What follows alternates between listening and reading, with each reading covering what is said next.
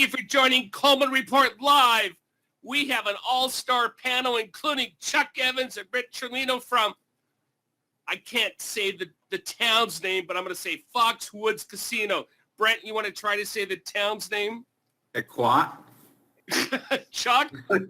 I'm not even going to try. Yeah, I think both of you failed it. Lance, is always good to see you. Hey, we have a lot of cool news. Thank you all for joining us. And we're going to start with the America East update. Chuck, lead us off. What do we have? We have 400 lenders up here this year. Really? Wow. It's been a really good show. Jennifer, Eventfully Yours puts on a good program, and it's surprising, not surprising, but there's a real SBA contingency up here, isn't it, Brent? You know what? And I really appreciate it. Let me just interrupt you on that. SBA does not have to support these regional conferences, and they do, and hats off to them for doing that. Yeah, I mean, I know that Chuck's going to say some other stuff about specifics, but being that what I liked about this is the real doers are here, not the foo-foo directors like me and other people used to be. We got people like Eddie Ledford, Bob Coleman. I mean, no, I'm Bob Coleman. I'm up there. Field Ops. Bob Carpenter, Susan Bob Suffield, Carpenter. Vanessa Piccone, Linda Riley, Steve Dixell is up here, who's also with Field Ops, like real. I think Betty Hills from the Process Center. I'm a supporter of these events because it allows the lenders. But these are people that you can ask questions and follow, and they follow up, and they're really on the front line. So that to me has been a real impressive showing of the type. I'd rather see these folks than the uppity folks. And B. Borchek from NADCO and Tony Wilkinson from Nagel. Both are here. Right. Well, any big news coming out of the event, guys? Well, I thought it was interesting when Tony started talking about the subsidy calculation that OMBs come up with. You have the portfolio performance is the best it's been in years. He said it's like a 0.86 repurchase rate, 50% recovery rate, 0.51 charge-off rate, the best in years, yet OMB needs $99 million. Why is that? And it's either going to come from Congress allocation or the House has supported the $99 million, and the House has also said, guys, but we want to know what's in your black box. Mm-hmm. They did indicate that there is going to be another GAO investigation. So they're trying to mitigate the fact that they're going for the $99 million by the fact that they're going to relook at this whole modeling process. Is there I'm sorry, go ahead. I'm sorry for interrupting. Is there a sense that there's a possibility of a interruption of 7(a) lending come October 1? Tony said he wouldn't think so, but you need to be prepared for it. And he just said it's we shouldn't take our eye off the ball. No, not at all. Yeah, that's great. Any other news coming out? First of all, where are we on new SOPs and credit elsewhere, Federal Register comments? No comment was made about that yet that I heard. And I just came out of the SOP update session, but they were very much talking about credit elsewhere, documentation of credit elsewhere, and the new fingerprint process that has to all be by email and digital. And I think the other thing, Chuck, didn't they, there was a discussion about the 504 reauthorization. Yeah. Installed. Some proposals like a $10 million debenture for manufacturing. That'd be awesome. I think that's a great idea. Yeah, Oprah was going to start collecting fees from the CDCs too. Any more talk about proposed Express going to $1 million? Is that legislative or is that at SBA's handprint? Say that again? I'm sorry. There was a proposal in the reauthorization to increase SBA Express to $1 million. Any talk about that? There was no discussion about that today. All right, cool. They did talk about raising the community advantage to 350 or proposed from Coons or Rubio. I'm not sure which. Cool. On that Senate committee. Yeah. Any other news? Any other news that is important to the people who are taking their precious time to dial in? I think the new SOP is going to be more user-friendly, I've heard, so that's good. Now, are they going to, I had heard they're going to separate that SOP into twos. They're going to do it 7A SOP and 504. Did they address that? No, and this afternoon after this, we got Eddie Ledford's going to do That's the a good- update on the new capabilities for the oversight enforcement regulation, and maybe we can ask him about what's coming down for comments and timing. He's a Brent, good do me a speaker. I like favor. him. Give me a 101 on that. Just tell us how this all started and how you think this will end up. Well, it started when they started to, I guess a year and a half to 2 years when they want Oakram to now officially report and meet timelines. And then it, evolved into a reg, which had not been done in many years. And having been there, there was a lot of authority that Oakram, tries to have or tries to exert, but technically in the reg, it's like being at the 1 yard line, but they never gave you the final 1 yard to actually do enforcement things. So the main part of this reg is that they're really going to have the enforcement powers, and even B from NATCO was saying, they're linking in NATCO and NACOL, the 7A and 504, so that there's really enforcement powers on both sides, and now it's codified in regulation. But Brent, one of the concerns we have now, SBA has become your regulator. Under what, should we be concerned, or is this just going to be for the egregious rogue type of events? I think it's still for the egregious, but I think what's the watch next is they have not updated, 5100 or any of the oversight Oakram SOPs for a long time, since before I got there, and that's 2000, beginning of 2012. So they now need to upgrade, I think it's 5200 or 5100 and 5100. I'm sorry, I'm off on it, but the two SOPs that deal with regulation and the numbers, don't worry. Sorry about that, guys. But when I know there's going to be a board, I don't know what you call it, there's going to be a number of people, and they're going to be able to look at these egregious rogue lenders. When do you think that's going to take effect? I think they're starting to do that now. I think they're looking through for their risk plan for 2020, and they're starting to look at who has really high Paris scores, who has fives on their Paris scores for high growth rate, early defaults, low SBPS scores. There's a number of factors they're looking at. I think they're already starting to stratify that. Lance, let's bring you in here. I know there are people here, excuse me, who don't know what we're talking about in terms of how to access Paris. Give us a one-on-one on what Paris is.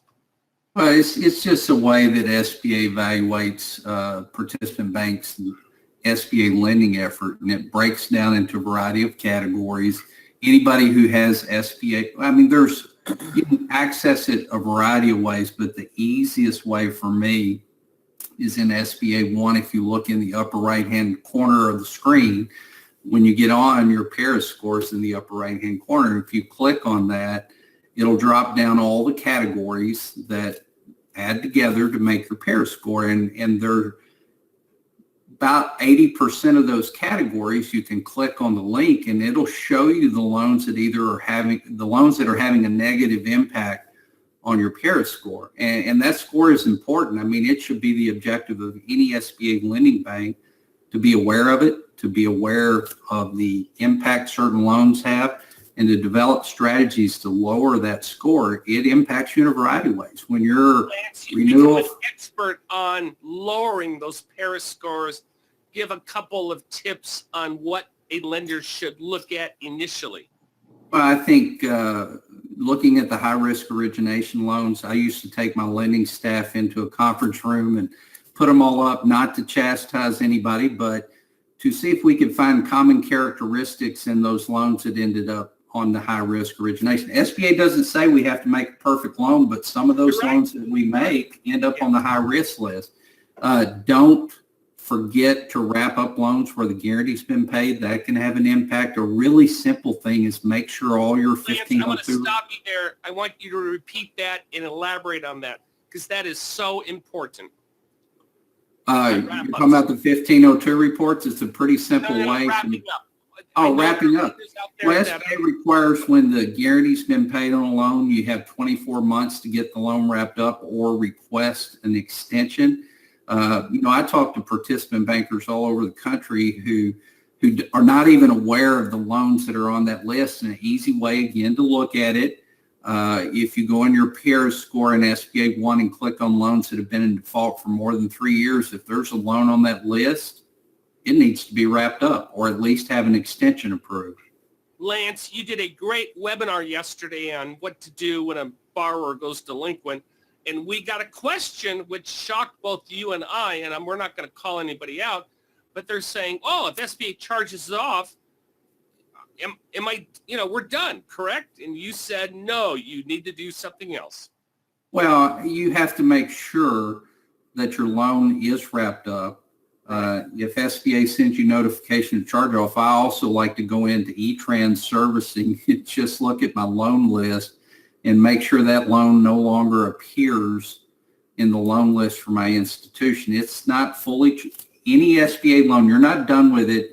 The mistake a lot of banks make is they will have a loan that goes through liquidation. They charge it off of their books and forget that they have to do a wrap-up report to SBA. So not only do you have to do that wrap-up report, but after SBA comes back to you and says the loan's been charged off, there's been a referral to Treasury, you need to look in the system and make sure that loan no longer shows up on your SBA. Tip on this, Lance, is Vanessa Piccioni, who's at the Foxwoods Casino, says there may be loans that are on our books for what, Lance, I'm going to let you tell the number, but under $1,000 that you've wrapped up, and we don't have our databases meshed. So what do you do in that situation, Lance? Well, typically, if you have a low balance loan that still exists after going through liquidation, you can just shoot an email to Little Rock, Fresno, or Herndon, and they'll go ahead and charge it off for you. Yeah, and that'll impact your... That's on low balance loans, guys. If you have $400,000, if you have $400,000 remaining, that's not going to work. All right, and I have got a straight answer, Lance. What is your definition of a low balance loan? Something under $5,000. Okay, fair enough. And that's now that's the remaining after liquidation stuff. After liquidation, but to get it off the books. And the reason why this is important is because Congress is very much interested in SBA's numbers, and that's why just clean this stuff off the books. Hey, Bob, it's also going to change your denominator on some of the PARE scores. So you want to make sure that your inventory is accurate or you'll skew your numerator and denominator. And the reason why this is important is if you have a high PARE score, you're going to get audited and you may get an in-house audit, which is going to cost you a lot of money. Go ahead, Lance. Well, and Brent brings up something that's exceptional. A lot of SBA lenders don't pay attention to what's in E-Tran servicing. What's in there is what SBA believes you have. And sometimes you'll find a loan in there that you thought didn't exist. Right. And the other thing is when we talk about the PARE score and looking at loans that have been in default for more than 3 years, there are loans, I have at times found loans that were charged off, wrapped up, gone, that still show up on that list. And you can make a phone call to SBA, the Office of Credit Risk Management, and they'll help you get that cleared up. But that can impact your PARE score if a loan is being reported in that category and it shouldn't be. I think what we're saying is choose someone at your institution to be an expert to manage this stuff because, the devil's in the weeds, but we got to take care of this. Hey, let's go to the poll. And a final thing, Bob, is look at your portfolio in E-Tran. Look at your portfolio in E-Tran servicing. Be aware. of what's in there. All right, how are we doing? Lance did a great Yeah. webinar yesterday on 60 days delinquencies, and we have a couple questions on this. And how's your portfolio looking? Bob, I was stunned yesterday. Ask Brent and Chuck what they think the answer. Oh, I'm sorry. The answer. Joseph, come on, Joseph. Well, my take on this is we've had enough interest rate increases. A number of SBA loans have repriced. They've reamortized. The payments went up. I felt like I'd see a higher number in the increasing category, but been surprised yesterday and surprised today. So what I Chuck, will say, so go let ahead, me weigh in. What I would say is if in actuality your portfolio is increasing, that's going to be a flag that could subject you to review by Oakland. And it may not be a big review, but they may say, send me 5 loans and we want to do a mini target review or a par review, but they're going to be looking at that. That's also because they're part of the model that they're using is saying that our delinquencies are going to increase. Well, Brent, the good news, Adam, is we've had 160 bankers weigh in, and a very small percentage has an increasing delinquency rate. Good. For now. Chuck, you're a lender service provider. How are your clients doing? Our clients are staying the same. It's the delinquencies haven't been going up, knock on wood. Yeah. But What let's we go to have the seen, second. Bob, is, with those increases in rates, there have been some institutions that didn't re-am their loans. Right. That's problematic. Yeah, that is. You went a long time without having to do it, and then all of a sudden 8 increases. And I am doing a webinar next week on how to calculate SBA global cash flow. And the question is, what does SBA say we need to use as the underlying documents to do that? Do we need tax returns, financial statements? I think you're going a little too fast here, Joseph. And Lance, what's the answer? Well, you can use any depending on the type of loan that it is. But the bottom line, Brent, is we have to be consistent. If how we calculate cash flow for our conventional commercial loans, we need to use that same standard for SBA loans. Correct? Well, a quick comment, Bob, like if you have a business that's been in existence, you have a new loan request and historical financials will not debt cover, make sure you have legitimate verified projections for 2 years showing that it can debt cover with the change. I know we're getting late. I would change number 4 to all of the above, not any. Yeah. Oh, very good. We're going to talk about that. There's a lender who's going to have a denial of a guarantee from the OIG because they didn't cash flow on financial statements, and they said, oh, they're going to cash flow on projections. We'll talk about that in a second. Let's go to this question because we're all concerned about what's going on in current news. Do you think we're heading into a recession?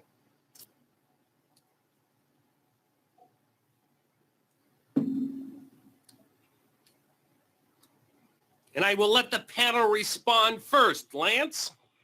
I think my response is I think we are at some point in the next 18 months. Chuck? I would say 2 years. Yep. Brent? We are. Yep.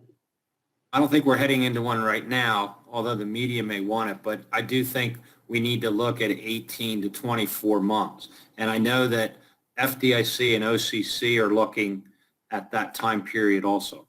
Yeah, very much so. And I think what the concern is as lenders, as Lance and I have preached this, we've had an incredible 10-year run on good economy.